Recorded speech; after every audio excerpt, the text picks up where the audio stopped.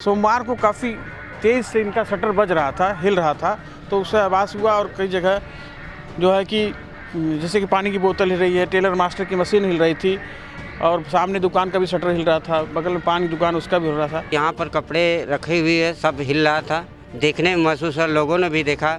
हमारी सिलाई की मशीन भी हल्की से महसूस हो रही थी, तो हिलने लगी। कंपन बहुत तेज होने लगा। फिर नेक्स्ट डे जब हम लोगों ने दुकान खोला और तेज बढ़ गया, फिर अगल बगल दुकानों पे भी बढ़ गया, तो इसलिए फिर अंदाज़ा नहीं लग रहा था क्या हुआ। भगवान बुद्ध की उपदेश स्थली वाराणसी का सारनाथ यूँ तो हमेशा से सुर्खियों में रहा है, लेकिन अभी ये सुर्खियों में उस भूकंप या कहें कंपन के झटकों की वजह से हुआ है, जो वाराणसी के सारंगनाथ तिराहे का जो इलाका है वहाँ के कुछ लोगों को महसूस करीबन 2 दिनों से हो रहा है।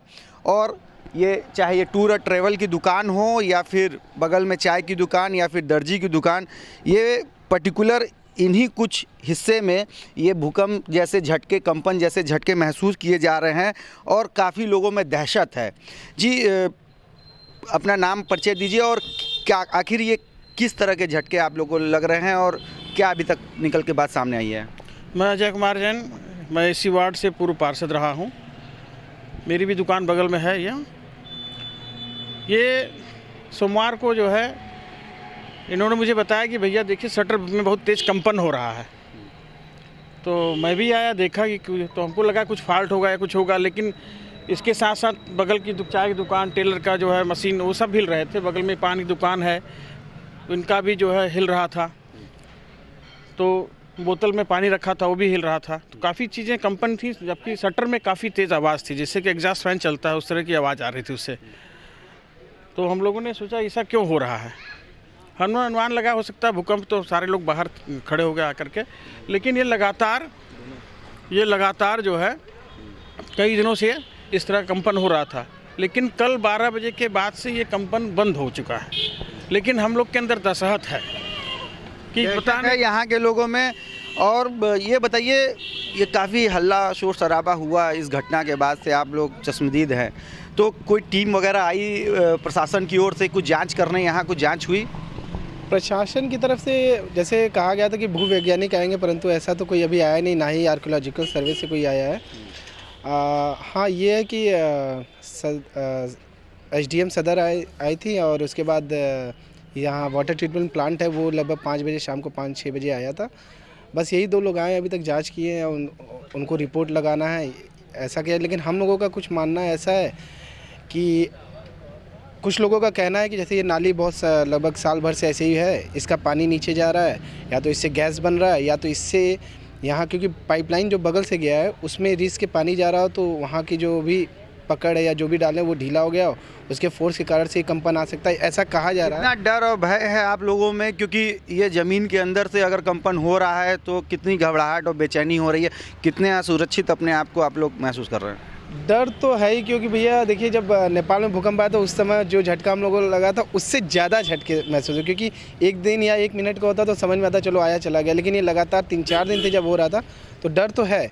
लेकिन पहले ये था कि लग रहा था वहम में, लेकिन जब अगल बगल की दुकानों में, क्योंकि सबसे पहले मेरे यहाँ से हुआ, फिर अगल बगल जब होना शुरू हुआ और तेज़ पर डे बढ़ता जा रहा है, ऐसा नहीं था कि कम होता, और अचानक कल बंद हो गया। तो बंद हो गया है। और ये दिखा देना चाहते हैं कि ये एक दुकान यहाँ पर है और बगल में ये चाय की दुकान है और फिर वो दर्जी के साथ सामने भी उस पटरी में भी दुकानें हैं। इसी दायरे में ये कंपन जैसे झटके लोगों को लगे हैं और बाकायदे इसकी जांच के लिए यहाँ पर एसडीएम के नेतृत्व में कल एक टीम भी आई थी, जल निगम और जलकल की।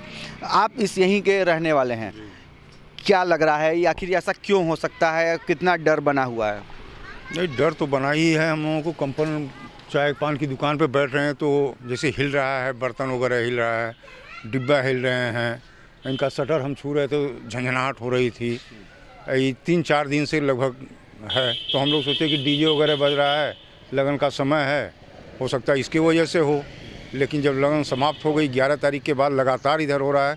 कल 11 बजे दिन से बंद है। कल 11 बजे से ये बंद है, लेकिन अभी भी डर इनके अंदर बना हुआ है। और ये देख सकते हैं यहाँ ही नहीं, सामने की जो पटरी है वहाँ भी ये भूकंप जैसे झटके महसूस किए गए।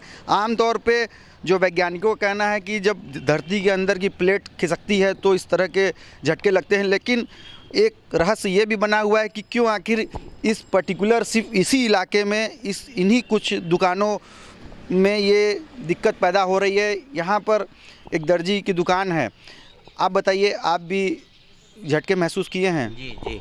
क्या आपका? मेरा कपड़ा हिल रहा था और सिलाई मशीन की धागा हिल रही थी, बाकी दुकान में रखी हुई सामान हिल रही थी। मतलब देखने में महसूस हो रहा था कि हिल रहा था, ऐसे घबराहट है। तो कितने दिनों से, कितने समय से बंद है अभी ये? कल लगभग 11:30 बजे से बंद है और बाकी 2-3 दिन तक लगातार यही सिलसिला चलता रहा।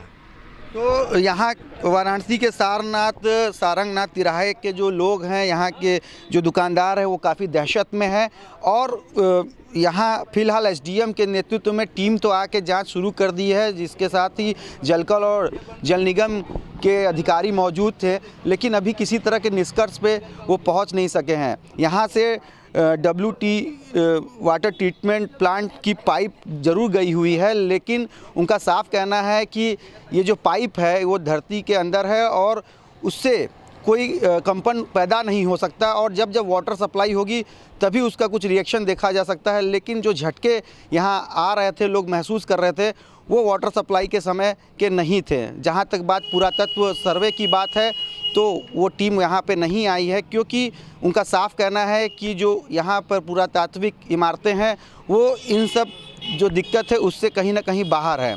तो कुल मिला के यहाँ पर रहस्य कायम है कि आखिर पर्टिकुलर ये इलाका, ये जो हिस्सा है सारनाथ का, वही क्यों भूकंप के झटके झेल रहा है और यहाँ के लोग ही क्यों उसको महसूस कर रहे हैं। रोशन जायसवाल, वाराणसी, यूपी तक।